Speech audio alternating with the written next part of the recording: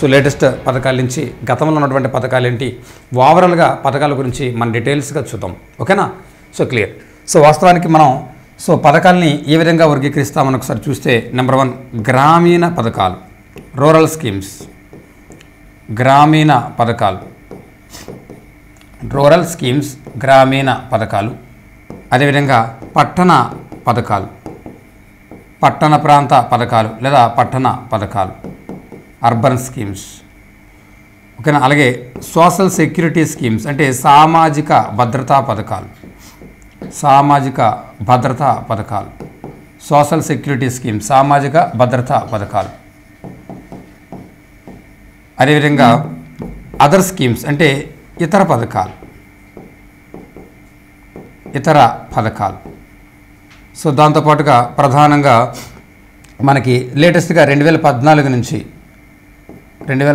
నుంచి లేటెస్ట్గా 2025 వరకు ఏమైనా స్కీమ్స్ ఉంటే ఆ నూతన పథకాలు, నూతన పథకాలు. సో నూతన పథకాలు. సో ఇవి ఓవరాల్గా మనకి పథకాలు. సో ఇందులో మనం వన్ బై వన్ డిస్కస్ చేయాలి. ఎందుకంటే గ్రామీణ పథకాలు కూడా కొన్ని ఇప్పటికీ అమల్లో ఉన్నాయి. ఉదాహరణకి MGNRGS అంటాం. ఒకనా పట్టణ ప్రాంత పథకాలు కూడా ఇప్పటికీ అమల్లో ఉన్నాయి. వాటి గురించి కూడా మనం డిస్కస్ చేయాలి.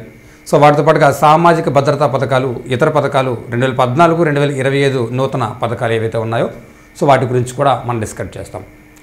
సో అందులో ప్రధానంగా ఈ గ్రామీణ పథకాల గురించి మనం డిస్కస్ చేద్దాం. సో ఈ గ్రామీణ పథకాలు మరలా 2 రకాలు ఉంటాయి. సో గ్రామీణ ప్రాంతంలో వేజ్ ఎంప్లాయ్మెంట్ స్కీమ్స్ ఉంటాయి, అంటే వేతన ఉపాధి పథకాలు. వేజ్ ఎంప్లాయ్మెంట్ స్కీమ్స్ అంటే వేతన ఉపాధి పథకాలు ఉంటాయి, వేతన ఉపాధి పథకాలు ఉంటాయి. అలాగే సెల్ఫ్ ఎంప్లాయ్మెంట్ స్కీమ్స్ ఉంటాయి, స్వయం ఉపాధి పథకాలు కూడా ఉంటాయి, స్వయం ఉపాధి పథకాలు కూడా ఉంటాయి. సో కాబట్టి గ్రామీణ ప్రాంతంలో పథకాలు మరలా 2 రకాలు ఉంటాయి. వేజ్ ఎంప్లాయ్మెంట్ స్కీమ్స్ ఉంటాయి, సెల్ఫ్ ఎంప్లాయ్మెంట్ స్కీమ్స్ కూడా ఉంటాయి. సో వేజ్ ఎంప్లాయ్మెంట్ స్కీమ్స్ అంటే ఏంటి? వేతన ఉపాధి పథకాలు అంటాం. వేజ్ ఎంప్లాయ్మెంట్ స్కీమ్స్ అంటే చెప్పానండి. సో వేతన ఉపాధి పథకాలు. వేతన ఉపాధి పథకాలు అంటే ప్రభుత్వమే పని కల్పిస్తుంది, పని కల్పించినందుకు గాను వేజెస్ ఇస్తుంది. సో దాన్ని వేజ్ ఎంప్లాయ్మెంట్ స్కీమ్స్ అంటాం. మరి సెల్ఫ్ ఎంప్లాయ్మెంట్ స్కీమ్ అంటే ఏంటి? ప్రభుత్వం డైరెక్ట్గా మనకు పని కల్పించదు, కానీ బ్యాంకుల ద్వారా కానీ విత్త సంస్థల ద్వారా కానీ తక్కువ వడ్డీకే రుణాలు అందిస్తుంది. తద్వారా మనం సొంతంగా ఏదో బిజినెస్ పెట్టుకోవడమో, లేకపోతే ఇంకేదైనా వ్యాపారం చేయడమో, సో లేకపోతే ఇంకేదైనా ఓన్గా మనం ఏదో పౌల్ట్రీ లాంటిది, లేకపోతే గొర్రెలు పెంచుకోవడమో, ఇట్లా పౌల్ట్రీని ఏర్పాటు చేసుకోవడం, ఇట్లా చేసుకోమనుకోండి. సో వాటిని సెల్ఫ్ ఎంప్లాయ్మెంట్ స్కీమ్స్ అంటాం. ఇలా గ్రామీణ ప్రాంతంలో అయితే సపరేట్గా వేజ్ ఎంప్లాయ్మెంట్ స్కీమ్స్ ఉన్నాయి, సెల్ఫ్ ఎంప్లాయ్మెంట్ స్కీమ్స్ కూడా ఉన్నాయి. అయితే పట్టణ ప్రాంతంలో అటువంటి వర్గీకరణ ఏమీ లేదమ్మా. పట్టణ ప్రాంతంలో బోత్ 2 కూడా కలిసే ఉంటాయి అన్నమాట. ఇక్కడ పట్టణ ప్రాంతాల్లో వేతన ఉపాధి పథకాలు, స్వయం ఉపాధి పథకాలు 2 కూడా ఇంక్లూడ్ అయ్యి ఉంటాయి, కలిసే ఉంటాయి. కానీ గ్రామీణ ప్రాంతంలో మాత్రం సపరేట్గా ఉంటాయి. సో గ్రామీణ ప్రాంతంలో సపరేట్గా గ్రామీణ ప్రాంత పథకాల్లో సపరేట్గా వేతన ఉపాధి పథకాలు ఉంటాయి. సో మరియు స్వయం ఉపాధి పథకాలు ఇలా సపరేట్గా ఉంటాయి. కానీ పట్టణాల్లో మాత్రం చాలా సపరేట్స్ ఏమీ లేదు, 2 కలిసే ఉంటాయి అనే విషయానికి మనం గమనించాలి. సో కాబట్టి ఇప్పుడు మనం 1 by 1 చూద్దాం. గ్రామీణ ప్రాంతంలో వేతన ఉపాధి పథకాలు. సో గ్రామీణ ప్రాంతంలో వేతన ఉపాధి పథకాలు. సో ఎవల్యూషన్ వెరీ ఇంపార్టెంట్ అండి, అది మనం డిస్కస్ చేద్దాం. సో గ్రామీణ ప్రాంతంలో వేతన ఉపాధి పథకాలు ఆల్రెడీ చెప్పాను. వేతన ఉపాధి పథకాలు అంటే ఏంటో. గ్రామీణ ప్రాంతంలో వేజ్ ఎంప్లాయ్మెంట్ స్కీమ్స్, రూరల్లో వేజ్ ఎంప్లాయ్మెంట్ స్కీమ్స్, వేతన ఉపాధి పథకాలు, వేజ్ ఎంప్లాయ్మెంట్ స్కీమ్స్, వేతన ఉపాధి పథకాలు, వేతన ఉపాధి పథకాలు. సో గ్రామీణ ప్రాంతంలో వేతన ఉపాధి పథకాల గురించి మనం మాట్లాడాలి. సో ముందు ఎవల్యూషన్ చెప్తాను, ఎలా జరిగింది, దాని తర్వాత ఒక్కొక్క పథకం గురించి మనం డీటెయిల్స్గా మనం 1 wordలో డిస్కస్ చేయొచ్చు. సో జాతీయనండి. సో మొదట్లో మనకి FWP అనే పథకం ఉండేదండి. FWP అనే పథకం ఉండేది 1977, 78లో. చెప్తాను FWP అంటే ఏంటో. ఇదే తర్వాత NREPలో విలీనం అయిపోయింది. NREPలో విలీనం అయిపోయింది 1980లో. NREP తర్వాత RLEGP అనే పథకం వచ్చింది 1983లో. ఈ 2 పథకాల లక్షణాలు ఒకే విధంగా ఉన్నాయనే ఉద్దేశంతో ఈ రెండింటిని కలిపేశారు. సో ఈ రెండింటిని కలిపేసి JRY అని పేరు పెట్టారు 1989లో. ఈ JRY తర్వాత పేరు మార్చి JGSYగా పేరు మార్చారు 1999లో. ఓకేనా? JGSYకి ముందే EIS అనే పథకం వచ్చింది, ఎంప్లాయ్మెంట్ అష్యూరెన్స్ స్కీము 1993లో. మళ్ళీ ఈ రెండు పథకాల లక్షణాలు ఒకే విధంగా ఉండడంతో మళ్ళీ ఈ రెండింటిని కలిపేశారు. సో ఈ రెండింటిని కలిపేసి సో దేనిగా మార్చారంటే SGRYగా మార్చారు 2001లో. సో SGRY తర్వాత NFFWP అనే పథకం వచ్చింది. NFFWP అనే పథకం వచ్చింది సో 2004లో. మళ్ళీ ఈ రెండు లక్షణాలు ఒకే విధంగా ఉండడంతో మళ్ళీ ఈ రెండింటిని కలిపేశారు. దీన్ని SGRY మరియు NFFWP. సో ఈ రెండింటిని కలిపివేసి SGRY మరియు NFFWP సో ఈ రెండింటిని కలిపేశారు. సో ఈ రెండింటిని కలిపేసి ఏం పేరు పెట్టారంటే సో మనకి NREGS అని పేరు పెట్టారు. NREGS అని పేరు పెట్టారు. సో 2005లో చట్టం తీసుకొచ్చారు. సో 2006లో దీన్ని ప్రారంభించారు. ఇదే మళ్ళా MGNREGSగా మారిపోయింది. MGNREGSగా పేరు మార్చారు 2009 అక్టోబర్ 2లో. 2009 అక్టోబర్ 2న చూడండి. సో ప్రజెంటు ఇవన్నీ పథకాలన్నీ గ్రామీణ పథకాలన్నీ మారుతూ వచ్చి సో దేనిగా మారిందంటే సో MGNREGSగా మారిందనమాట. కాబట్టి ప్రజెంట్ భారతదేశంలో సో ఎగ్జిస్టెన్స్లో ఉన్న అంటే అమల్లో ఉన్న ఏకైక వేతన ఉపాధి పథకం ఏది అని ఒకసారి మనం ప్రశ్న వేసుకుంటే ప్రజెంట్ భారతదేశంలో సో ఎగ్జిస్టెన్స్లో ఉన్నటువంటి అంటే అమల్లో ఉన్నటువంటి సో ఏకైక వేతన ఉపాధి పథకం ఏది అని ఒకసారి అడిగితే సో MGNREGS అని చెప్పాలి. MGNREGS అని చెప్పాలి. కాబట్టి ప్రజెంట్ భారతదేశంలో ఎగ్జిస్టెన్స్లో ఉన్న అంటే అమల్లో ఉన్నటువంటి సో ఏకైక వేతన ఉపాధి పథకం ఏదయ్యా అని ఒకసారి ప్రశ్న వేసుకుంటే MGNREGS. ఎందుకంటే చూడండి ఆ విలీనమవుతూ వచ్చి ప్రజెంట్ MGNREGSగా మారింది. కాబట్టి ప్రజెంట్ భారతదేశంలో గ్రామీణ ప్రాంతంలో అమల్లో ఉన్నటువంటి ఏకైక వేతన ఉపాధి హామీ పథకం ఏదయ్యా అని చూస్తే సో వేతన ఉపాధి పథకం ఏదయ్యా అని చూస్తే MGNREGS అని చెప్పాలి. క్లియర్ అండి. సో ఇది ఈ ఎవల్యూషన్, ఇది మనం తెలుసుకోవాలి. ఈ పుస్తకాలు ఉండదు. సో దాన్ని అర్థం చేసుకుని మనం ప్రయత్నం చేయాలి. ఇలా 1 by 1 మనం డిస్కస్ చేస్తే అందులో ఫస్ట్ వన్ ఏంటి FWP. సో FWP అంటే ఫుడ్ ఫర్ వర్క్ ప్రోగ్రామ్ అండి. సో FWP అంటే food for work programme. So FWP అంటే food for work programme. So ఈ ఫుడ్ ఫర్ వర్క్ ప్రోగ్రామ్ని ఎప్పుడు ప్రారంభించారని చెప్పాను? 1977-78లో ప్రారంభించారు. ఎందుకది? గ్రామీణ ప్రాంతంలో సో పని కల్పించి వ్యవసాయ పనులు లేని కాలంలో పని కల్పించి తద్వారా సుమారుగా 2.5 kgs ఆహార ధాన్యాలు అందించి ఆ పేదరికాన్ని తగ్గించడానికి ఉద్దేశించబడిందే FWP food for work programme అంటాం. సో ఇది గ్రామీణ ప్రాంతంలో వ్యవసాయ పనులు లేని కాలంలో పని కల్పిస్తుంది. సో డబ్బులకు బదులుగా మొదట్లో 2.5 kgs ఫుడ్ గ్రెయిన్స్ అంటే ఆహార ధాన్యాలు కూడా అందించి సో పేదరికాన్ని తగ్గించడం అనేది జరిగిందనమాట. ఓకేనా. సో ఇది ఫుడ్ ఫర్ వర్క్ ప్రోగ్రామ్ అంటాం 1977-78లో. ఇదే తర్వాత కాలంలో NREPగా మారిపోయింది. NREPలో విలీనం అయిపోయింది. సో NREP అంటే ఏంటి? National rural employment programme. National rural employment programme అండి.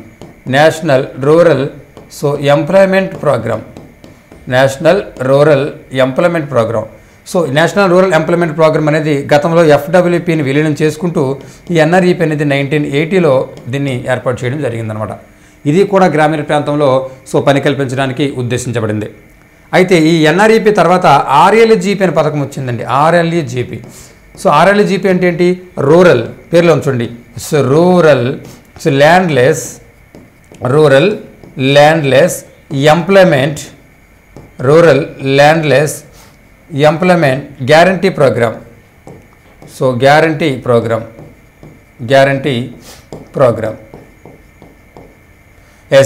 RLGP అంటే rural landless employment guarantee programme.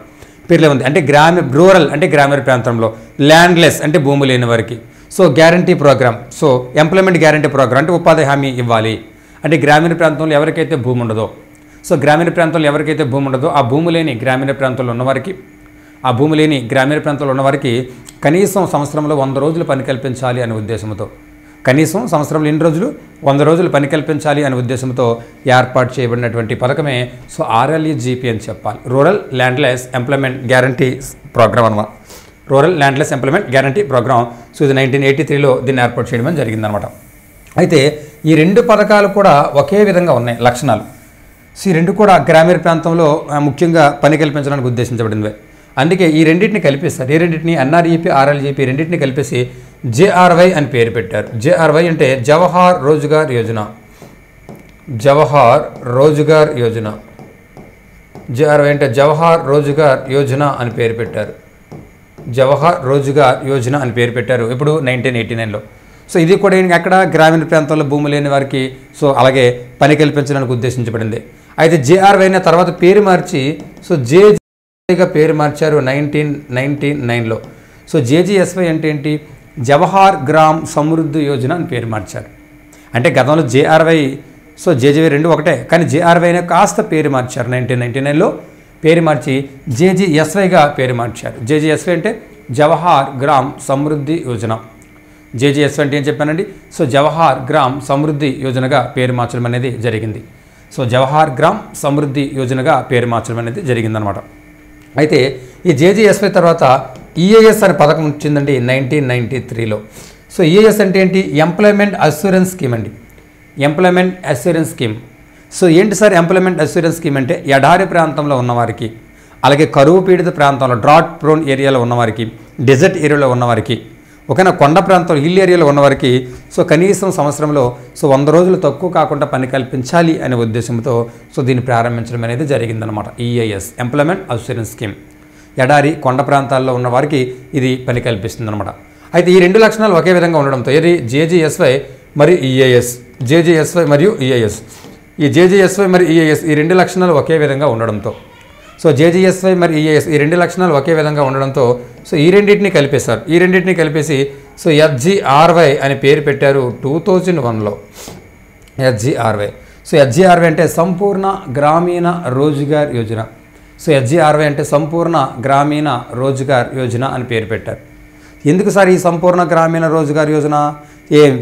గ్రామీణ ప్రాంతంలో భూమి లేని వారికి అలాగే పని కల్పించాలి, తద్వారా గ్రామీణ ప్రాంతంలో సో మనకి ప్రధానంగా సామాజిక ఆస్తులను సృష్టించాలి అనే ఉద్దేశంతో సో గ్రామీణ ప్రాంతంలో భూమి లేని వారికి పని కల్పించి తద్వారా గ్రామీణ ప్రాంతంలో సామాజిక ఆస్తులను సృష్టించాలి అనే ఉద్దేశంతో ఎస్జీఆర్వై సంపూర్ణ గ్రామీణ రోజ్గార్ యోజన అనే పథకాన్ని సో 2001లో ప్రారంభించారు. సో దీని తర్వాత so national food for work programme తీసుకొచ్చారు 2004లో. So national food for work programme తీసుకొచ్చారు 2004లో. National food for so work programme తీసుకొచ్చారు 2004లో. సో ఈ రెండు లక్షణాలు ఒకే విధంగా ఉండడంతో ఈ రెండింటిని కలిపి ఎన్ఆర్ఈజీఎస్గా పేరు మార్చారు. ఎన్ఆర్ఈజీఎస్గా పేరు మార్చారు. యాక్ట్ కూడా తీసుకొచ్చారు 2005లో. 2005 సెప్టెంబర్లో నరేగా యాక్ట్ అంటాం, అంటే national rural employment guarantee scheme act అంట. So national rural employment guarantee scheme act 2005లో సెప్టెంబర్లో తీసుకొచ్చారు. ఇది 2006 సో ఫిబ్రవరిలో, ఇది 2006 ఫిబ్రవరి 2న సో మన ఉమ్మడి ఆంధ్రప్రదేశ్లోని కంబైన్డ్ ఏపీలోని సో అనంతపురం జిల్లాలోని బండ్లపల్లె అనే గ్రామంలో దీన్ని ప్రారంభించడం జరిగింది ఎన్ఆర్జీఎస్ని. ఈ ఎన్ఆర్జీఎస్ఏ 2009 అక్టోబర్ 2 నుంచి సో 2009 అక్టోబర్ 2 నుంచి సో ఎంజీఎన్ఆర్జీఎస్గా మారింది. Mahatma Gandhi national rural employment guarantee స్కీమ్గా మారింది అనే విషయం చెప్పాలి. ప్రజెంట్ భారతదేశంలో అమల్లో ఉన్నటువంటి ఏకైక వేతన ఉపాధి పథకం ఏది? ఇవన్నీ విలీనమవుతూ వచ్చి సో దీనిగా మారింది కాబట్టి ఇది ఒక్కటే ఉంది. సో ప్రజెంట్ భారతదేశంలో అమలవుతున్నటువంటి సో ఏకైక సో వేతన ఉపాధి పథకం ఏదయ్యా ఉందా అని అడిగితే అది ఎంజీఎన్ఆర్ఈజీఎస్ అని చెప్పాలి. ప్రజెంట్ భారతదేశంలో ఎగ్జిస్టెన్స్లో ఉన్నాం అంటే అమల్లో ఉన్నాం. సో ప్రజెంట్ భారతదేశంలో ఎగ్జిస్టెన్స్లో ఉన్నా అంటే అమల్లో ఉన్న సో ఏకైక వేతన ఉపాధి పథకం ఏదయ్యా అని ఒకసారి ప్రశ్న వేసుకుంటే ప్రజెంట్ భారతదేశంలో అమల్లో ఉన్నటువంటి సో ఏకైక వేతన ఉపాధి పథకం సో ఏకైక వేతన ఉపాధి పథకం ఏదయ్యా అంటే సో ఎంజీఎన్ఆర్ఈజీఎస్ అని చెప్పాలి. Mahatma Gandhi national rural employment guarantee స్కీమే ప్రజెంటు సో ఇక్కడ భారతదేశంలో సో ఎగ్జిస్టెన్స్లో ఉన్నటువంటి ఏకైక వేతన ఉపాధి పథకం అని చెప్పాలి. సో దీన్ని 2005లో చట్టం చేశారు. 2006 ఫిబ్రవరి 2న సో భారతదేశంలోనే మన ఉమ్మడి ఆంధ్రప్రదేశ్లోనే సో కంబైన్డ్ ఏపీలో అనంతపురం జిల్లాలోని బండ్లపల్లిలో దీన్ని ప్రారంభించారు. ఈ ప్రారంభించే టైంలో మన దేశ ప్రధాని సో ఎవరున్నారంటే మన్మోహన్ సింగ్, కాంగ్రెస్ గవర్నమెంట్ ఉంది ఆ టైంలో. మన్మోహన్ సింగ్ దీన్ని ప్రారంభించడం జరిగిందనమాట. ఇదే 2009 అక్టోబర్ 2న ఎంజీఎన్ఆర్ఈజీఎస్గా పేరు మార్చారు. Mahatma Gandhi national rural employment guarantee స్కీమ్గా పేరు మార్చారు. ప్రపంచంలోనే అతిపెద్ద ప్రజా పనుల కార్యక్రమం ఏది అంటే ఎంజీఎన్ఆర్ఈజీఎస్ అని చెప్పాలి. సో ప్రపంచంలోనే అతిపెద్ద ప్రజా పనుల కార్యక్రమం ఎంజీఎన్ఆర్జీఎస్. గిన్నీస్ బుక్ ఆఫ్ రికార్డులో చోటు సంపాదించిన పథకము కూడా ఎంజీఎన్ఆర్జీఎస్. ఈరోజు ఎంజీఎన్ఆర్జీఎస్కు మొదట్లో ప్రారంభంలో కేవలం 65 రూపాయలు మాత్రమే రోజుకి వేతనాలు ఇచ్చేవాళ్ళు. 2006-7 ఆ సమయంలో రోజుకి 65 రూపాయలు మాత్రం ఇచ్చేవాళ్ళు. కానీ ఇప్పుడు సో దీని కింద సో 300 పైచిలకు రోజుకి కనీసం 300 రూపాయల పైచిలకు వేతనం వస్తుంది. హర్యానాలో ఎక్కువ వేతనాలు కూడా ఇవ్వడం జరుగుతుంది.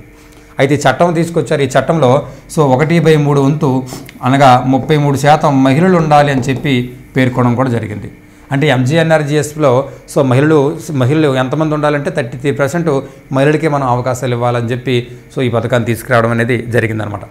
సో ప్రధానంగా ఇది సో గ్రామీణ ప్రాంతంలో బీపీఎల్ కాదండి, వెరీ ఇంపార్టెంట్, గ్రామీణ ప్రాంతంలో ఎవరైనా సరే దీని కింద పని చేయొచ్చు. Not only BPL but also all people can do work so in this programme. అంటే ఇది గ్రామీణ ప్రాంతంలో ఎవరైనా సరే దీని కింద మనం పని కల్పించుకోవచ్చు. అంతేకాని బీపీఎల్కి మాత్రమే అంటే కాదు. సో గ్రామీణ ప్రాంతంలో సర్పంచ్ అయినా లేకపోతే ఎమ్మెల్యే అయినా ఎంపీ అయినా డబ్బునోడైనా దీని కింద పని చేయొచ్చు. ఇక్కడ గ్రామీణ ప్రాంతంలో సో అందరికీ కూడా ఇది పని కల్పిస్తుంది. కనీసం 100 రోజులు పని కల్పిస్తుంది. గ్రామీణ ప్రాంతంలో కనీసం 100 రోజులు సంవత్సరంలో వ్యవసాయ పనులు లేని కాలంలో, సో వ్యవసాయ పనులు లేని కాలంలో కనీసం 100 రోజులు, కరువు ప్రాంతాల్లో అయితే 150 రోజుల వరకు కూడా పని కల్పిస్తూ ఉంటారనమాట ఈ పథకం కింద. ఓకేనా? సో ఈ పథకం కింద పని కల్పించడం అనేది జరుగుతుంది. ఈ పథకానికి సో నోడల్ ఏజెన్సీగా పనిచేసేది ఎవరంటే గ్రామ పంచాయతీ అండి. నోడల్ ఏజెన్సీ అంటే అమలు తీరుని పర్యవేక్షించేది ఎవరంటే గ్రామ పంచాయతీ ఈ పథకానికి నోడల్ ఏజెన్సీగా. ఈ పథకానికి నోడల్ ఏజెన్సీగా పనిచేసేది ఎవరైనా ఉన్నారంటే అది ఎవరు? ఈ పథకానికి నోడల్ ఏజెన్సీగా పనిచేసేది ఎవరంటే గ్రామ పంచాయతీ నోడల్ ఏజెన్సీగా పనిచేసింది. కేంద్ర రాష్ట్రము 90:10 నిష్పత్తిలో నిధులు సమకూర్చుకుంటాయి. కేంద్రము మరియు రాష్ట్రాలు 90:10 నిష్పత్తిలో నిధులు సమకూర్చుకుంటాయి. అంటే కేంద్రము 90% భరిస్తే రాష్ట్రాలు 10% ఇక్కడ భరించాలి నిధులు అనే విషయాన్ని కూడా మనం గమనించాలి. కేంద్రము 90% అయితే రాష్ట్రాలు సో 10% నిధులు సమకూర్చుకోవాలి. నిరుద్యోగ భృతి కూడా ఇస్తారు. అంటే ఇందులో ప్రభుత్వం మనం పని కోరిన వెంటనే పని కల్పించాలి. పని కల్పించకపోతే అప్పుడు వారికి పని కల్పించకపోయినప్పటికి కూడా డబ్బులు ఇవ్వాలి. ఆ డబ్బులు ఎవరు ఇవ్వాలంటే సో ఆ నిరుద్యోగ భృతి అందులో ఎవరు ఇవ్వాలంటే రాష్ట్ర ప్రభుత్వాలు ఇవ్వాలి. అదే 10% వాటా. ఓకేనండి? సో ఇది భారతదేశంలోనే కాదు ప్రపంచంలోనే అతిపెద్ద ప్రజా పనుల కార్యక్రమంగా ఉంది. ఓకేనా? ఇందులో మహిళలు సో 1/3 వంతు అంటే 33% మంది సో మహిళా భాగస్వామ్యం ఇందులో ఉంటుంది అనే విషయాన్ని కూడా మనకి చట్టంలో పేర్కొనడం అనేది జరిగింది. లేటెస్ట్గా 2025-26 కేంద్ర బడ్జెట్లో సుమారుగా 86,000 కోట్లు సో ఈ యొక్క పథకానికి కేటాయింపులు చేయడం అనేది కూడా జరిగిందనమాట. ఇప్పుడు 2025-26లో సో 2025-26 కేంద్ర బడ్జెట్లో సుమారుగా 86,000 కోట్లు కూడా ఈ పథకానికి కేటాయించడం అనేది కూడా జరిగింది అనే విషయాన్ని కూడా మనం గుర్తు చేసుకోవాల్సిన అవసరం సో ఎంతైనా ఉన్నది. సో ఇది మనకి ప్రధానంగా సో ఎంజీఎన్ఆర్జీఎస్ అనమాట. ఓకేనా? అయితే ఇక్కడ మనం గమనించాల్సిన అంశం ఏంటంటే ఇవి వేతన ఉపాధి పథకాలు గ్రామీణ ప్రాంతంలో. కాబట్టి ప్రజెంట్ భారతదేశంలో గ్రామీణ ప్రాంతాల్లో ఎగ్జిస్టెన్స్లో ఉన్నటువంటి ఏకైక వేతన ఉపాధి పథకం ఏదంటే ఎంజీఎన్ఆర్జీఎస్ అని చెప్పాలి. గిన్నీస్ బుక్ ఆఫ్ రికార్డులో చోటు సంపాదించిన పథకము ఎంజీఎన్ఆర్జీఎస్. ప్రపంచంలోనే అతిపెద్ద పబ్లిక్ వర్క్స్ ప్రోగ్రామ్ ఎంజీఎన్ఆర్జీఎస్. చట్టబద్ధం చేసిన తొలి పథకము ఎంజీఎన్ఆర్జీఎస్. ఓకేనండి? రైట్. ఇవన్నీ కూడా గ్రామీణ ప్రాంతంలో వేతనోపాధి పథకాలు. అదేవిధంగా గ్రామీణ ప్రాంతంలో సెల్ఫ్ ఎంప్లాయ్మెంట్ ప్రోగ్రామ్ కూడా ఉన్నాయండి. అవి కూడా మనం డిస్కస్ చేయాలి. గ్రామీణ ప్రాంతంలో సెల్ఫ్ ఎంప్లాయ్మెంట్ ప్రోగ్రామ్ అంటే స్వయం ఉపాధి పథకాలు. సో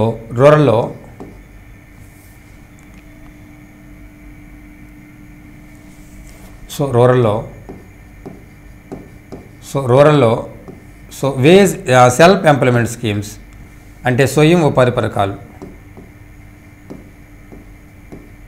స్వయం ఉపాధి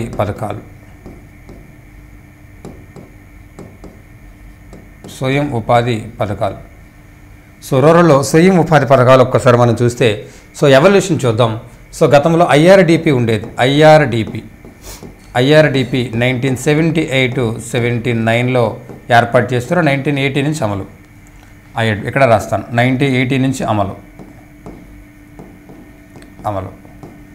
ఐఐడిపి తర్వాత ట్రైజం ఉండేది. ట్రైజం ఉండేది 1979లో. ఓకేనా? ఐఆర్డిపి ట్రైజం. తర్వాత డ్వాక్రా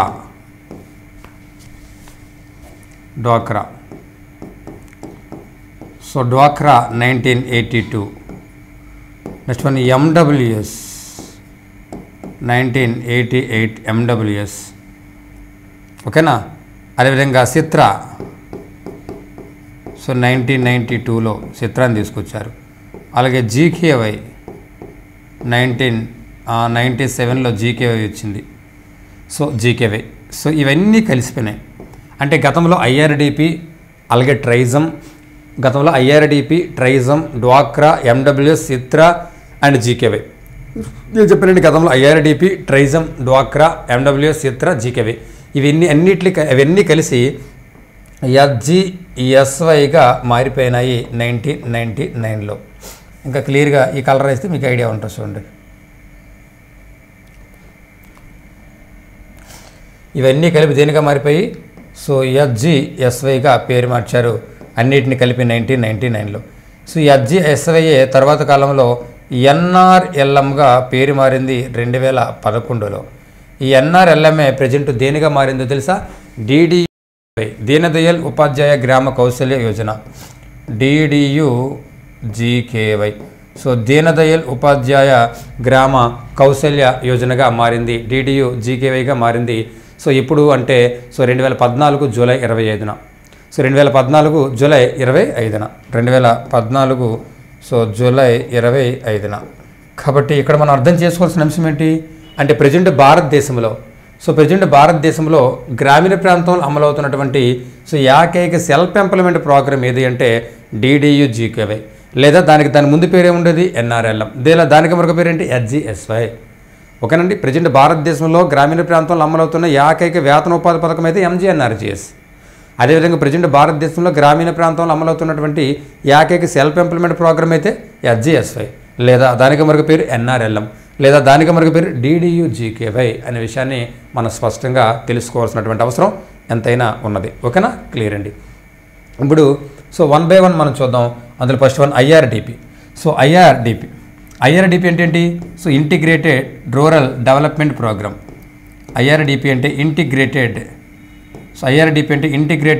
rural development programme, integrated rural so development programme. IRDP అంటే integrated rural development programme. So integrated rural development అనే ప్రోగ్రాన్ని అంటే సమగ్ర గ్రామీణ అభివృద్ధి పథకాన్ని 1978-79లో ప్రారంభించారు. కానీ 1980 అక్టోబర్ 2 నుంచి అమల్లోకి వచ్చింది. ఎందుకు ఇది? సో ముఖ్యంగా గ్రామీణ ప్రాంతాల్లో సో ఎవరైతే రైతులు ఉంటారో వారికి బ్యాంకుల ద్వారా కానీ విత్త సంస్థల ద్వారా కానీ తక్కువ వడ్డీకి లోన్ ఇస్తారు. ఆ లోన్ తీసుకుని వాళ్ళు ఫిషరీ కానీ లేకపోతే పౌల్ట్రీ కానీ ఇలా పెట్టుకుని సెల్ఫ్ ఎంప్లాయ్మెంట్ని పెంచడానికి ఈ పథకాన్ని ప్రారంభించడం జరిగింది. అలాగే ట్రైజం అంటే training to rural youth for self employment అండి. ట్రైజం అంటే ఏం చెప్పాను? Training to rural youth for self employment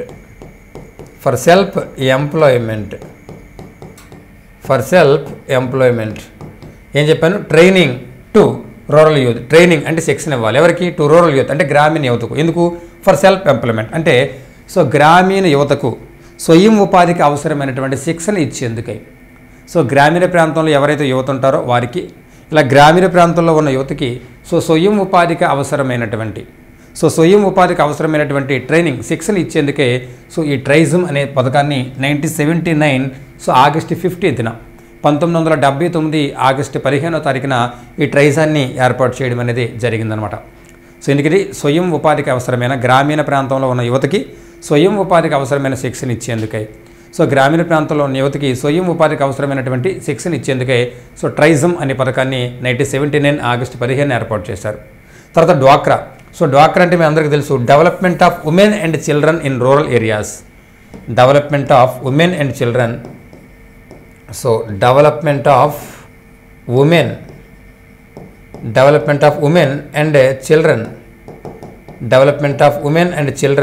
in rural areas. ఏంటి sir development of women and children in rural areas అంటే ఏమీ లేదండి, గ్రామీణ ప్రాంతంలో ఉన్నటువంటి మహిళలకు మరియు చిన్నపిల్లలకు సో వారికి డెవలప్మెంట్ చేయాలి, అభివృద్ధి చేయాలి అనే ఉద్దేశంతో ఈ డ్వాక్రాను 1982లో ప్రారంభించారండి. 1982లో. సో దీనికి మొదట్లో యూనిసెఫ్ వారు కూడా నిధులు ఇచ్చేవారు, ఒక 20% నిధులు ఇచ్చేవారు యూనిసెఫ్ వారు. United Nations International Children's Emergency Fund ఉంది కదా, United Nations International Children's Emergency Fund వారు ఒక 20% వరకు నిధులు ఇచ్చారు. కానీ తర్వాత కాలంలో నిధులు ఇవ్వడం ఆపేశారు. ఎందుకంటే ఇక్కడ మహిళలకే ప్రాధాన్యత ఇస్తున్నారు కానీ చిన్నపిల్లలకి పెద్దగా ప్రాధాన్యత ఇవ్వట్లేదని చెప్పి యూనిసెఫ్ వారు నిధులు ఇవ్వడం కూడా మానేశారు. ఓకేనండి. సో ఈ డ్వాక్రాని 1982లో సో ప్రారంభించడం జరిగింది. అలాగే ఎండబ్ల్యూఎస్ అంటే million wealth scheme. So million wealth scheme అంటే 10 లక్షల బావుల పథకం. సో 10 లక్షల బావుల పథకం మిలియన్ వెల్త్ స్కీమ్. సో ఏంటి సార్ మిలియన్ వెల్త్ స్కీమ్ అంటే 10 లక్షల బావుల పథకం. సో 10 లక్షల బావుల పథకం అంటే ముఖ్యంగా ఈ ఉపాంత రైతులు, చిన్న రైతులు ఉంటారు కదా, marginal farmers and small farmers. Marginal farmers అంటే ఎవరు? Below 1 hectare. స్మాల్ ఫార్మర్ అంటే ఎవరు? Below 2 hectares. ఓకేనా? ఇలా సో మార్జినల్ ఫార్మర్ మరి స్మాల్ ఫార్మర్ ఎవరైతే ఉన్నారో వాళ్ళందరికీ కూడా ఓపెన్ ఇరిగేషన్లో భాగంగా, సో ఓపెన్ ఇరిగేషన్ అంటే ఉపరితల బావులను ఓపెన్ వెల్స్ ఇవ్వాలి. సో స్వయంగా ప్రభుత్వమే తీసి ఇవ్వాలి. ఎందుకంటే వాళ్ళ దగ్గర డబ్బులు ఎక్కువ ఉండవు కాబట్టి, వాళ్ళు ప్యూర్ ఫార్మర్స్ కాబట్టి ప్రభుత్వమే సో ఓపెన్ వెల్స్ తీసి వాళ్ళకి స్వయంగా అందించాలి అనే ఉద్దేశంతో ఈ మిలియన్ వెల్స్ స్కీమ్ని ప్రారంభించారు. సో 1988-89లో 88-89 అంటే 88లో ప్రారంభించడం జరిగింది. అలాగే సిత్ర. సో సిత్ర అంటే ఏంటి? Supply of improved tool kits for rural artisans అండి. Supply of improved tool kits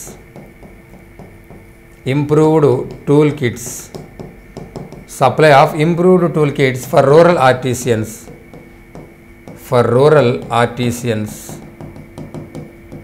so supply of improved tool kits for rural artisans అంటే అర్థం ఏంటి? Supply of improved tool kits for rural artisans అంటే గ్రామీణ ప్రాంతంలో ఎవరైతే సో మీ సాంకేతిక కళాకారులు ఉంటారో వారందరికీ అవసరమైన పరికరాలను అందించడానికి ఉద్దేశించబడింది చిత్ర. అలాగే జీకేవై గంగా కళ్యాణ్ యోజన అండి.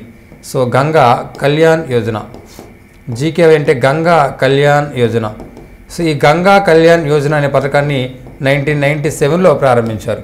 సో ఎందుకు సరే గంగా కళ్యాణ్ యోజన అంటే ఈ భూగర్భ జలాలను సో సబ్సిడీ ద్వారా రైతులకి వెలికి తీసి ఇవ్వాలి. ఎందుకంటే రైతులు డైరెక్ట్గా బోర్వెల్స్ని తీసుకోలేరు. ఆ బోర్వెల్స్ తీసుకోలేరు కాబట్టి డబ్బులు ఎక్కువ అవుతాయి కాబట్టి ప్రభుత్వమే సబ్సిడీ ద్వారా రైతులకు అవసరమైనటువంటి అండర్ గ్రౌండ్ వాటర్ని సో వెలికి తీసి వాళ్ళ పొలాలకి స్వయంగా అందించాలి అనే ఉద్దేశంతో సో ఈ జీకేవై గంగా కళ్యాణ్ యోజన అనే పథకాన్ని 1997లో 1997 సంవత్సరంలో ప్రారంభించడం అనేది జరిగిందనమాట. అయితే ఈ పథకాలన్నీ కలిపేశారండి. ఏ పథకాలు?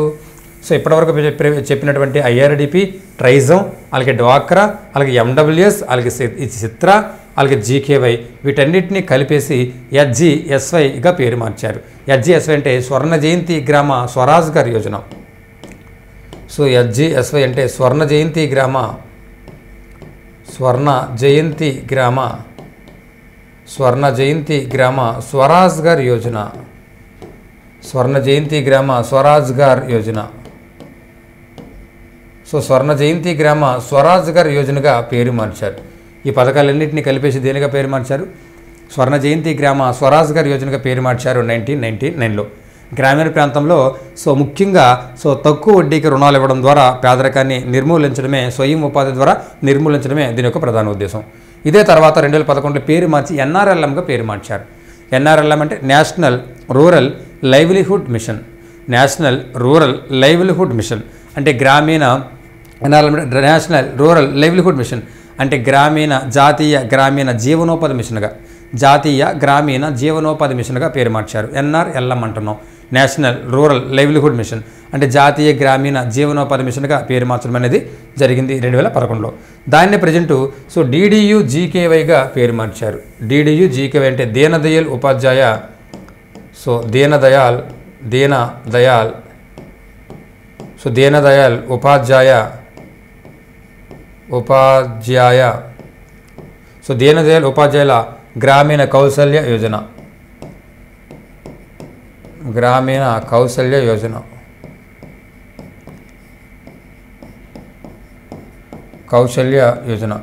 సో దీనదయాళ్ ఉపాధ్యాయ గ్రామీణ కౌశల్య యోజన DDU-GKY. సో దీనదయాళ్ ఉపాధ్యాయ గ్రామీణ కౌశల్య యోజనగా పేరు మార్చారు 2014 జూలై 25న. కానీ ప్రజెంట్ భారతదేశంలో గ్రామీణ ప్రాంతంలో ఎగ్జిస్టెన్స్లో ఉన్న ఏకైక సెల్ఫ్ ఎంప్లాయ్మెంట్ ప్రోగ్రాము ఏది అని అడిగితే DDU-GKY, లేదా దానికి మరొక పేరు NRLM, లేదా దానికి మరొక పేరు HGSY. సో లేదు అలా కాకుండా ప్రజెంట్ భారతదేశంలో గ్రామీణ ప్రాంతంలో అమలవుతున్నటువంటి సో ఏకైక స్వయం అది వేతన ఉపాధి పథకం అడిగాడు అనుకోండి. సో ఏకైక వేతన ఉపాధి పథకం అని అడిగాను అనుకోండి, అప్పుడు వేతన ఉపాధి పథకం అయితే ఏం చెప్పాలి?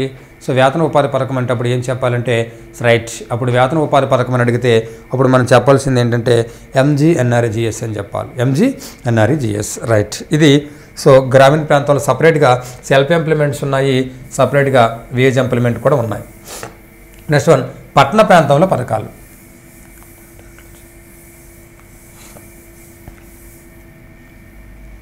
పట్టణ ప్రాంతాల్లో పథకాలు.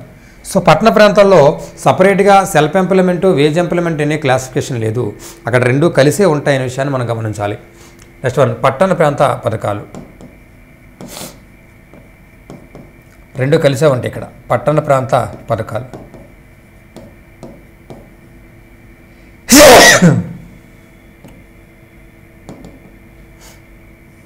పట్టణ ప్రాంత పథకాలు జాతనండి.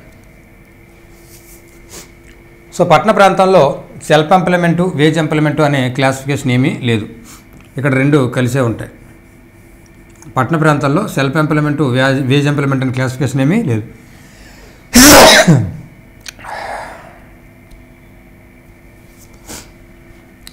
సో పట్టణ ప్రాంతాల్లో సెల్ఫ్ ఎంప్లాయ్మెంటు వేజ్ ఎంప్లాయ్మెంటు అనే క్లాసిఫికేషన్ ఏమీ లేదు, ఇక్కడ రెండు కలిసే ఉంటాయి. జాతనండి. పట్టణ ప్రాంతంలో గతంలో సెపప్ అనే పథకం ఉండేది, షెపప్ 1986లో. తర్వాత సెపప్పే తర్వాత NRYగా మారింది, NRY నెహ్రూ రోజ్గార్ యోజనగా మారింది 1989లో. దీని తర్వాత UBSP అనే పథకం వచ్చింది సో 1991లో. తర్వాత PMI UPEP అనే పథకం వచ్చింది, PMI UPEP అనే పథకం వచ్చింది సో 1995లో. సో ఈ మూడు పథకాలు కలిపి SJSRYగా పేరు మార్చారు 1997లో. సో SJSRYని ప్రజెంట్ NRLMగా పేరు మార్చారు సో 2009లో. ఓకే, కాబట్టి ప్రజెంట్ పట్టణ ప్రాంతంలో అమలవుతున్నటువంటి NRLM కాదు NULM national urban renewal mission, NURM. So national urban renewal mission. ఓకేనా NURM. సో NURM అది ఇక్కడ చెప్పింది ఏది SJSYలో, అది NRLM national rural livelihood mission. NULM national urban livelihood mission, NULMగా పేరు మార్చారు. So national urban livelihood mission, అది నేషనల్ రూరల్ లైవ్లీహుడ్ మిషన్, ఇది NULM నేషనల్ అర్బన్ లైవ్లీహుడ్ మిషన్గా పేరు మార్చారు. రైట్. సో ఇందులో ఫస్ట్ వన్ సెపప్ అంటే self employment programme for urban poor అండి. Self employment programme for urban poor, simple. Self employment programme for urban poor అంటే so self employment programme for urban poor అంటే పట్టణ ప్రాంతాల్లో. So పట్టణ ప్రాంతంలో పేదరికాన్ని నిర్మూలించడానికి ఈ పథకాన్ని ప్రారంభించారు 1986లో. ఇదే తర్వాత NRYలో భాగమైపోయింది, నెహ్రూ రోజ్గార్ యోజనలో భాగమైపోయింది ఇప్పుడు 1989లో. సో నెహ్రూ రోజ్గార్ యోజన తర్వాత UBSP అనే పథకాన్ని తీసుకొచ్చారు, urban basics services for poor అనే పథకం. UBSP అంటే చెప్పాను, urban basics services for poor. Urban basics services for poor అంటే పట్టణ ప్రాంతంలో ఉన్న వారికి కనీస సౌకర్యాలు కల్పించాలి.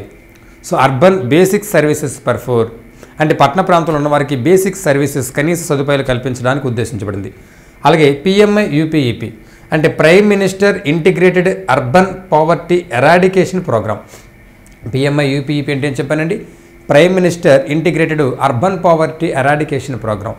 ఈ prime minister integrated urban poverty eradication ప్రోగ్రామ్ని 1995లో తీసుకొచ్చారు. ఇలా ఈ మూడు పథకాలు కలిపి, ఏ మూడు? NRY, UBSP, PMI UPEP, ఈ మూడు పథకాలు కలిపి SJSRYగా పేరు మార్చారు. SJSRY అంటే స్వర్ణ జయంతి సహారీ రోజ్గార్ యోజన. SJSRY అంటే స్వర్ణ జయంతి సహారీ రోజ్గార్ యోజనగా పేరు మార్చారు. SJSRY స్వర్ణ జయంతి సహారీ రోజ్గార్ యోజనగా పేరు మార్చారు 1997లో. SJSRYగా పేరు మార్చారు అంటే స్వర్ణ జయంతి సహారీ రోజ్గార్ యోజన. స్వర్ణ జయంతి సహారీ రోజ్గార్ యోజనగా పేరు మార్చారు 1997లో.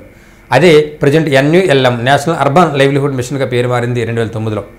ప్రజెంట్ పట్టణ ప్రాంతంలో ప్రజెంట్ పట్టణ ప్రాంతంలో ఎగ్జిస్టెన్స్లో ఉన్నటువంటి ఏకైక both self and wage employment, ఎందుకంటే ఇక్కడ రెండు కలిసే ఉంటాయి అన్నమాట.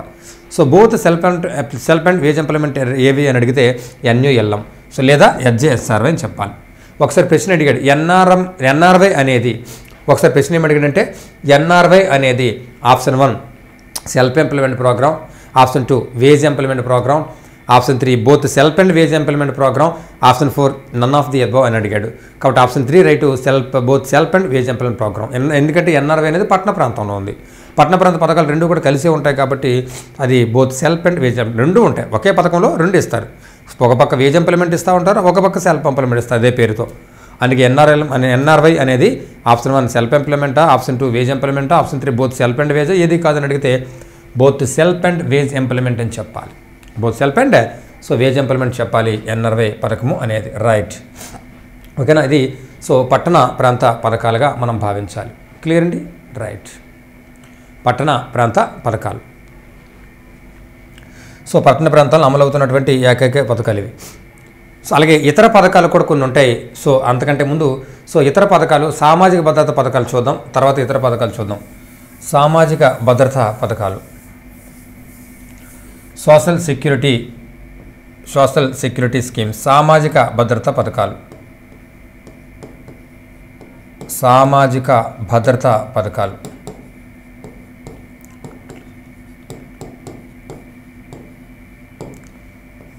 సామాజిక భద్రతా పథకాలు కొన్ని రకాల సోషల్ సెక్యూరిటీ స్కీమ్స్ కూడా ఉన్నాయండి. ఆ సోషల్ సెక్యూరిటీ స్కీమ్స్ ఏంటంటో ఒకసారి మనం డిస్కస్ చేద్దాం. ఇక్కడ ఎవాల్యుయేషన్ ఉండదు. ఒక్కొక్క పథకం సామాజిక భద్రతా పథకం అంటే సోషల్ సెక్యూరిటీ పర్పస్ కోసం, సామాజిక భద్రత కోసం ఈ పథకాలు ప్రారంభించారు. ఉదాహరణకి NSAP అండి, NSAP. NSAPతో పాటుగా ఏ పథకాలు ఉన్నాయంటే సామాజిక భద్రతా పథకాలు NSAP. NSAPతో పాటుగా ప్రధానంగా అన్నపూర్ణ పథకం, NSAP, అదేవిధంగా అన్నపూర్ణ. సామాజిక భద్రతా పథకాలు మనం పరిశీలించినట్లయితే సామాజిక భద్రతా పథకాలు పరిశీలిస్తే NSAP, అదేవిధంగా అన్నపూర్ణ పథకం, అదేవిధంగా AAY అంత్యోదయ అన్న యోజన. AAY అంత్యోదయ అన్న యోజన, దాంతోపాటుగా RSBY రాష్ట్రీయ స్వాస్థ్య బీమా యోజన, అదేవిధంగా AAVBY అంటే ఆమ్ ఆద్మీ బీమా యోజన, ఓకేనా. AAY ఆమ్ ఆద్మీ బీమా యోజన. మొదలైనవి మనకి సామాజిక భద్రతా పథకాలుగా మనం చెప్పొచ్చు. దీంతో పాటుగా మనకి లేటెస్ట్గా కొత్తగా కొన్ని పథకాలు ఉన్నాయి, అవి కూడా చెప్తాం. దాంతోపాటుగా ఉజ్వల పథకం ఉంది, ఉజ్వల పథకం ఇది కూడా సామాజిక భద్రతా పథకమే. దీంతో పాటుగా ప్రధానమంత్రి సురక్ష బీమా యోజన, అదేవిధంగా ప్రధానమంత్రి జీవన జ్యోతి బీమా యోజన, అదేవిధంగా అటల్ పెన్షన్ యోజన. ఇవన్నీ కూడా సామాజిక భద్రతా పథకాలుగా మనం డిస్కస్ చేయాలి. ఇవన్నీ ఏంటమ్మా సామాజిక భద్రతా పథకాలు. ఏంటి సార్ సామాజిక భద్రతా పథకాలు అంటే నెంబర్ 1 NSAP.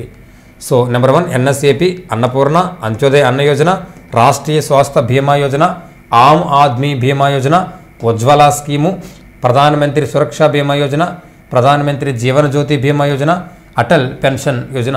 ఇవన్నీ కూడా సామాజిక భద్రతా పథకాలుగా మనం భావించాలి. అందులో మనం వన్ బై వన్ చూద్దాం. వన్ బై వన్ చూస్తే అందులో ఫస్ట్ వన్ NSAP అండి. సార్ NSAP అంటున్నారు ఏంటి సార్ అని అంటే ఏమీ లేదండి. NSAP అంటే నేషనల్ సోషల్ అసిస్టెన్స్ ప్రోగ్రామ్ అండి. దీన్ని 1995లో ప్రారంభించారు. NSAP అంటే ఏం చెప్పానండి, నేషనల్ సోషల్ అసిస్టెన్స్ ప్రోగ్రామ్ అంటే జాతీయ సామాజిక సహాయ పథకం. నేషనల్ సోషల్ అసిస్టెన్స్ ప్రోగ్రామ్ జాతీయ సామాజిక సహాయక పథకం. దీన్ని 1995లో ప్రారంభించారు. 1995లో దీన్ని ప్రారంభించారు. ఇందులో మరలా 3 ఉంటాయి. NSAPలో నెంబర్ 1 NOAPS ఉంటుంది. అదేవిధంగా నెంబర్ 2 మనకి NFBS అంటే నేషనల్ ఫ్యామిలీ బెనిఫిట్ స్కీము. అదేవిధంగా నేషనల్ మెటర్నిటీ బెనిఫిట్ స్కీమ్. ఇలా ఇందులో 3 ఉంటాయి అన్నమాట NSAPలో. NSAP అంటే నేషనల్ సోషల్ అసిస్టెన్స్ ప్రోగ్రామ్. ఎన్ఎస్ఏపీ అంటే ఏం చెప్పానండి, నేషనల్ సోషల్ అసిస్టెన్స్ ప్రోగ్రామ్, అంటే జాతీయ సామాజిక సహాయక పథకం అంటాం. జాతీయ సామాజిక సహాయక పథకం అంటాం ఎన్ఎస్ఏపీ. దీన్ని 1995లో ప్రారంభించారండి. ఇందులో ప్రధానంగా మళ్ళీ 3 భాగాలు ఉంటాయి. నెంబర్ 1 ఎన్ఓఏపీఎస్. ఎన్ఓఏపీఎస్ అంటే national old age pension scheme అండి. ఎన్ఓఏపీఎస్ అంటే national old age pension scheme అమ్మ. ఈ నేషనల్ ఓల్డ్ ఏజ్ పెన్షన్ స్కీమ్ని 2007 నుంచి Indira Gandhi Indira Gandhi national old age pension స్కీమ్గా పేరు మార్చారనమాట.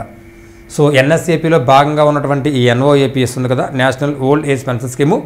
ఈ నేషనల్ ఓల్డ్ ఏజ్ పెన్షన్ స్కీమ్ని 2007 నుంచి Indira Gandhi national old age pension స్కీమ్గా పేరు మార్చారనమాట. దీని కింద పెన్షన్ కూడా ఇస్తారండి. సో నెలకు ఒక 200 రూపాయల చొప్పున పెన్షన్ కూడా ఇస్తారు. ఓకేనా. సో ఎన్ఓఏపీఎస్లో భాగంగా నెలకి ఒక 200 రూపాయల పెన్షన్ కూడా ఇవ్వడం అనేది జరుగుతుందన్నమాట. ఓకేనా, రైట్.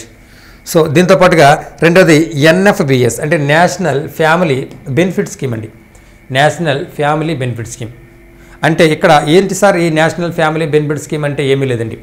18 నుంచి 64 సంవత్సరాల మధ్య ఉన్నవారు, సో 18 నుంచి 64 సంవత్సరాల మధ్య ఉన్నటువంటి కుటుంబ పెద్ద ఎవరైనా చనిపోతే, సో 18 నుంచి 64 సంవత్సరాల మధ్య వయసు ఉన్నటువంటి కుటుంబ పెద్ద ఎవరైనా చనిపోతే ఆ కుటుంబం రోడ్డు మీద పడకుండా ఉండడానికి ఆ కుటుంబానికి ఆర్థిక సాయం అందిస్తారు. సో ఎంత ఇస్తారంటే ఒక 10,000 రూపాయల ఆర్థిక సాయం అందిస్తారు. ఒక 10,000 రూపాయల ఆర్థిక సాయం అందించడానికి ఉద్దేశించబడిందే నేషనల్ ఫ్యామిలీ బెనిఫిట్ స్కీమ్ అని చెప్పాలి. National family benefit scheme. దీంతో పాటుగా సో ఎన్ఎంబిఎస్ అంటే నేషనల్ మెటర్నిటీ బెనిఫిట్ స్కీమ్ అండి. ఏంటి sir national maternity benefit scheme అంటే ఏమీ లేదండి. So national maternity benefit scheme అంటే సో ముఖ్యంగా 19 సంవత్సరాలు దాటిన స్త్రీకి కనీసం 2 పిల్లల వరకు కూడా సో కాన్పుల సమయంలో ఆర్థిక సాయం అందిస్తారనమాట. 19 సంవత్సరాలు దాటిన స్త్రీకి కనీసం ఎంతమంది 2 పిల్లల వరకు కూడా కాన్పుల సమయంలో ఆర్థిక సాయం అందించడానికి ఉద్దేశించబడిందే ఎన్ఎంబిఎస్ నేషనల్ మెటర్నిటీ బెనిఫిట్ స్కీమ్ అని చెప్పాలి. ఓకేనా. ఇవి సో ఎన్ఎస్ఏపీలో భాగం అనమాట. ఇది ఎన్ఎస్ఏపీ అనేది సో మనకి కోర్ ఆఫ్ ది కోర్ స్కీమ్లుగా ఉందన్నమాట. ముఖ్యమైన పథకంగా ఉంది ఇండియాలో. ఎంజీఎన్ఆర్జీఎస్ కూడా సో కోర్ స్కీమ్గానే అంటే ముఖ్యమైన పథకాల లిస్టులోనే ఉంది అనే విషయాన్ని మనం డిస్కస్ చేయాలి. సో దీంతోపాటుగా అన్నపూర్ణ ఈ అన్నపూర్ణ పథకాన్ని 2000 సంవత్సరంలో ప్రారంభించారండి. 2000. సో ఎందుకు ఇది? సో ఎవరైతే వృద్ధుల్లో పేదవారు ఉంటారో, వృద్ధులైన పేదవారు ఎవరైతే ఉంటారో సో వృద్ధులకి అంటే పేదవారైన వృద్ధులకి ఉచితంగా ఆహార ధాన్యాలు అందిస్తారు, ఫుడ్ గ్రెయిన్స్ని. సో అన్నపూర్ణ పథకం దేనికి సంబంధించిందంటే ప్రధానంగా దీన్ని 2000 ఏప్రిల్లో ప్రారంభించారని చెప్పాను. సో ఎందుకు ఇది? సో వృద్ధులు ఎవరైతే పేదవారైనటువంటి వృద్ధులు ఉంటారు కదా, వృద్ధుల్లో పేదవాళ్ళు ఉంటారు కదా, సో ఆ పేదరికంలో ఉన్నటువంటి వృద్ధులకి ఉచితంగా సో 10 కేజీల ఆహార ధాన్యాలను అందిస్తారనమాట ఈ పథకం కింద. దేని కింద? అన్నపూర్ణ. కాబట్టి అన్నపూర్ణ పథకము ఇప్పుడు ప్రారంభించారంటే 2000 సంవత్సరం ఏప్రిల్లో ప్రారంభించారు. సో ఎందుకిదంటే ముఖ్యంగా పేదలైనటువంటి వృద్ధులకి, ఎవరికి? పేదలైనటువంటి వృద్ధులకి సో ముఖ్యంగా ఉచితంగా ఆహార ధాన్యాలు 10 కేజీల ఆహార ధాన్యాలు అందించాలి. సో ఉచితంగా 10 కేజీల ఆహార ధాన్యాలు అందించాలి. సో పేదలైనటువంటి వృద్ధులకి ఉచితంగా 10 కేజీల ఆహార ధాన్యాలు అందించాలి అనే ఉద్దేశంతో, సో పేదలైనటువంటి వృద్ధులకి ఉచితంగా 10 కేజీల ఆహార ధాన్యాలు అందించాలి అనే ఉద్దేశంతో సో ఈ యొక్క దీన్ని అన్నపూర్ణ అనే పథకాన్ని ప్రారంభించారు. అలాగే అంత్యోదయ అన్న యోజన, అంత్యోదయ అన్న యోజన అంటాం, ఏఏవై అంటాం. సో అంత్యోదయ అన్న యోజనని కూడా 2000 సంవత్సరంలో డిసెంబర్లో ప్రారంభించారు. ఇది ఎవరికి? సో పేదలు ఎవరైతే ఉంటారో నిరుపేదలు ఉంటారో ఆ నిరుపేదలకు, పూరెస్ట్ ఆఫ్ ది పూర్, ఆ నిరుపేదలకు సబ్సిడీ ధరలకు ఆహార ధాన్యాలు ఇవ్వాలి. సబ్సిడీ ధరల కంటే తక్కువ ధరలకు.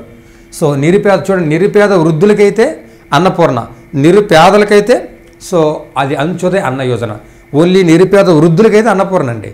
సో నిరుపేద వృద్ధులకైతే అన్నపూర్ణ, నిరుపేదలకు తక్కువ ధరకే ఆహార ధాన్యాలు ఇస్తారు అంత్యోదయ అన్న యోజన. చూడండి, అన్నపూర్ణ అనేది నిరుపేద వృద్ధులకు ఉచితంగా ఇస్తారు, కానీ అంత్యోదయ అన్న యోజన అనేది నిరుపేద వృద్ధులకు కాదు, నిరుపేదలకు తక్కువ ధరకే ఇక్కడ సో ఆహార ధాన్యాలు అందించడం అనేది జరుగుతుందన్నమాట. ఈ యొక్క సో అంత్యోదయ అన్న యోజన 2000 సంవత్సరం డిసెంబర్లో ప్రారంభించారు. సో ప్రారంభించినప్పుడు దీని కింద కుటుంబానికి 25 కేజీల ఆహార ధాన్యాలు ఇచ్చారు. కానీ 2002 నుంచి సో 25 కేజీల నుంచి దీన్ని సో 35 కేజీలకి పెంచడం అనేది కూడా జరిగిందని చెప్పాలి. ఎప్పటి నుంచి? 2002 నుంచి సో దీని కింద ఇచ్చేది సో 25 కేజీల నుంచి 35 కేజీలకి పెంచడం అనేది కూడా జరిగింది. సో ఇది Antyodaya Anna Yojana. Next one RSBY. RSBY అంటే ఏంటి? రాష్ట్రీయ స్వాస్థ్య బీమా యోజన. ఆర్ఎస్బీవై. సో ఆర్ఎస్బీవై అంటే అర్థ ఫుల్ ఫామ్ ఏంటని ఒకసారి మనం పరిశీలిస్తే ఆర్ఎస్బీవై అంటే రాష్ట్రీయ స్వాస్థ్య బీమా యోజన. రాష్ట్రీయ స్వాస్థ్య బీమా యోజన. రాష్ట్రీయ స్వాస్థ్య బీమా యోజన అండి. సో ఎందుకు సార్ ఈ రాష్ట్రీయ స్వాస్థ్య బీమా యోజన ఒకసారి పరిశీలిస్తే, సో దీన్ని 2007 అక్టోబర్ 1న ప్రారంభించారు. 2007 సో అక్టోబర్ 1న ప్రారంభించారు. సో ఎందుకు సార్ ఇది అంటే ముఖ్యంగా అనార్గనైజ్డ్ సెక్టార్లో ఉన్నవారికి, అంటే అవ్యవస్థీకృత రంగంలో ఉన్నవారికి బీమా సౌకర్యాన్ని కల్పిస్తుంది అనమాట. అవ్యవస్థీకృత రంగంలో ఉన్నవారికి. సో అవ్యవస్థీకృత రంగం అంటే సెక్యూరిటీ లేని రంగం అనమాట. సో ఎక్కడైతే ఉపాధి క్రమరహితంగా ఉంటుందో, అంటే క్రమబద్ధంగా కాకుండా సో ఇర్రెగ్యులర్గా క్రమరహితంగా ఉంటుందో, ఎక్కడైతే సెక్యూరిటీ ఉండదో, అంటే భద్రత ఉండదో, సో అటువంటి ఎంప్లాయ్మెంట్ని, అటువంటి రంగాన్ని అవ్యవస్థీకృత రంగం అంటాం, అనార్గనైజ్డ్ సెక్టార్ అంటాం. ఉదాహరణకి అగ్రికల్చర్లో పనిచేయడం అది ఒక అనార్గనైజ్డ్ సెక్టారే. సో వ్యవసాయ కూలీలు కానీ, సో రోజువారీ కూలీలు కానీ, కిరాణా షాపులో పనిచేస్తున్నవారు కానీ, ఒక పేపర్ బాయ్గా పనిచేస్తున్నవారు కానీ, పని మనుషులుగా పనిచేస్తున్నవారు కానీ, వీళ్ళందరూ కూడా అనార్గనైజ్డ్ సెక్టార్లో ఉన్నవారే, అసంఘటిత రంగంలో ఉన్నవారనమాట. వాళ్ళకి సెక్యూరిటీ ఉండదన్నమాట. ఓకేనా, అక్కడ సెలవులు ఉండవు. ఒకవేళ సెలవులు ఇచ్చినా అందులో వేతనం కట్ చేస్తారు. అదే ఆర్గనైజ్డ్ అనుకోండి, టాటా కంపెనీ అని, గవర్నమెంట్ కంపెనీ అయినా, పెద్ద పెద్ద ప్రైవేట్ కంపెనీ అనుకోండి, అవన్నీ కూడా ఆర్గనైజ్డ్. సో సెలవులతో కూడిన వేతనం, అంటే ఒకవేళ సెలవు పెట్టి నీకు వేజెస్ ఇస్తారు. బట్ ఇక్కడ అలా కాదు, సెక్యూరిటీ ఉండదు. అక్కడ సెక్యూరిటీ ఉంటుందన్నమాట. సో కాబట్టి ఇలా అనార్గనైజ్డ్లో ఉన్న వారికి సెక్యూరిటీ ఉండదు కాబట్టి అటువంటి వారికి ఇన్సూరెన్స్ ఫెసిలిటీస్ని కల్పించాలి. అనార్గనైజ్డ్ సెక్టార్లో ఉన్నవారికి సో ఇన్సూరెన్స్ బీమా సదుపాయాన్ని కల్పించాలి అనే ఉద్దేశంతో, అనార్గనైజ్డ్ సెక్టార్లో ఉన్నవారికి బీమా సదుపాయాన్ని కల్పించాలి అనే ఉద్దేశంతో సో 2007 అక్టోబర్ 1వ తారీఖున ఈ ఆర్ఎస్బీవై రాష్ట్రీయ స్వాస్థ్య బీమా యోజన అనే పథకాన్ని ప్రారంభించడం అనేది జరిగిందనమాట. సో దీని కింద ఒక 30,000 వరకు కూడా మరణిస్తే దీని కింద 30,000 వరకు కూడా ఇన్సూరెన్స్ ఇస్తారు. దీనికి కేంద్రము 75% నిధులు ఖర్చు పెడితే రాష్ట్రము 25% నిధులు ఖర్చు పెట్టాలి. దీనికి ఆర్ఎస్బీవై అనే పథకాన్ని. క్లియర్ అండి, clear. Next one AABY. So AABY అంటే ఏంటి? ఇక్కడ ఏఏబీవై అంటే ఆమ్ ఆద్మీ బీమా యోజన అండి. So next one AABY. So AABY అంటే ఆమ్ ఆద్మీ బీమా యోజన. ఆమ్ ఆద్మీ బీమా యోజన. సో ఏఏబీవై అంటే ఆమ్ ఆద్మీ బీమా యోజన. సో ఏఏబీవై అంటే ఏం చెప్పానండి? ఆమ్ ఆద్మీ బీమా యోజన. ఈ ఆమ్ ఆద్మీ బీమా యోజన కూడా 2007 అక్టోబర్లోనే ప్రారంభించారు. సో 2007 అక్టోబర్లోనే ప్రారంభించారు. ఇదెవరికంటే ల్యాండ్లెస్ పీపుల్స్కి ఇన్సూరెన్స్ ఫెసిలిటీస్ కల్పిస్తుంది. అంటే ఎవరైతే గ్రామీణ ప్రాంతంలో భూమి లేని కూలీలు ఉంటారో, సో భూమి లేని వ్యవసాయ కూలీలు ఎవరైతే ఉంటారో, ఈ భూమి లేని వ్యవసాయ కూలీలకు, ల్యాండ్లెస్ పీపుల్కు, ప్రధానంగా భూమి లేని వారికి, సో భూమి లేని వారికి ఇన్సూరెన్స్ ఫెసిలిటీస్ని కల్పించడానికి ఉద్దేశించబడిందే సో ఏఏబీవై ఆమ్ ఆద్మీ బీమా యోజన. సో దీనికి సో కేంద్రం 50%, రాష్ట్ర ప్రభుత్వం 50% నిధులు ఖర్చు పెడతాయి. మరి సో దీని కింద సహజ మరణానికైతే సేమ్ 30,000 ఇస్తారు. సహజ మరణానికి అయితే 30,000 ఇస్తారు. సహజ మరణానికి 30,000 ఇస్తారు. పాక్షికంగా నువ్వు ఏమైనా పాక్షికంగా నీకు దెబ్బ తగిలితే సో 37,500 ఇస్తారు. ఓకేనా. శాశ్వతంగా అంగవైకల్యం చెందితే సో 75,000 ఇస్తారనమాట. ఇందులో ఈ యొక్క ఏఏబీవై ఆమ్ ఆద్మీ సో బీమా యోజన పథకంలో భాగంగా. సో నెక్స్ట్ వన్ ఉజ్వల స్కీమ్.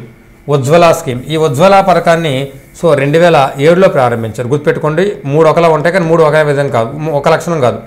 ఉజ్వల పథకం ఉంది, ఇది వేరు. ఉజాలా వేరు, UJALA ఉజాలా వేరు. అలాగే ప్రధానమంత్రి ఉజ్వల యోజన